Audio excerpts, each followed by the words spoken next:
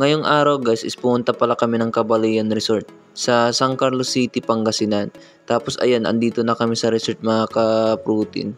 Kasama ko pala yung mga pinsan ko, mga kapatid ko at mga ano namin, mga anak at yung tito namin at magulang ko. At dumiretso na din kami sa swimming pool area.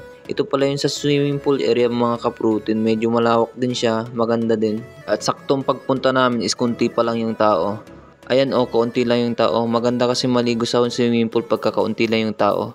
At niready na din namin yung mga pagkain namin dinala. Yan yung mga pagkain namin mga ka-protein. So, chibugo na naman to mga ka-protein cheat meal. Tapos ayan, kumain na tayo mga ka-protein. At pagkatapos namin kumain is nagtampisaw muna kami ng bus ko, nagpapahinga kami. Maya maya is maliligo na din kami. Yan pala yung bus ko mga ka-protein. Tapos ayan, naligo na din kami mga ka-protein. At niyaya ko pala yung kapatid kong pumunta dun sa itaas ng slide dahil mag-i-slide kami. Ayan, umakyat na kami sa hagdanan mga ka-protein. Medyo mataas din siya. Tapos yung pangalawang hagdanan is bakal na. Dito pala sa taas mga ka-protein, ang ganda ng view kaso hindi ko na nabidyuhan.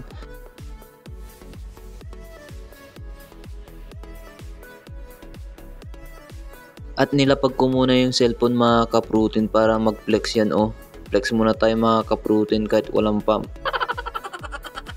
At naisipan pala naming ipunin yung tubig mga ka-protein kasi hindi gaano nag-i-slide kasi magaspang yung slide na kasi marami na siyang gasgas. Then ayan, inipon namin yung tubig mga ka-protein para mabilis kaming mag-slide.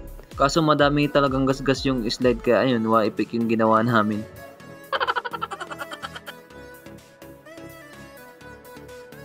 At hindi ko na pala nabidyuhan yung pagbaba namin kasi mababasa yung cellphone natin. At yan pala yung nanay ko mga ka-protein. Sabi niya, picturean ko daw siya kasama ng bunso namin. Then ayan, naligo na kami mga ka-protein. Kasama kami mga pinsan ko at mga anak nila. Siyempre kasama ko din yung boss ko mga ka-protein. Tapos mga ka-protein, may nakita pala kaming insekto. Akala ko malit na pagong. Yun pala is ladybug. Pero kung titignan mo siya mga ka-protein, para siyang pagong yan May mga dot sa likod. Kinuha ko na pala yung red wine mga ka-protein. Ay Alfonso pala.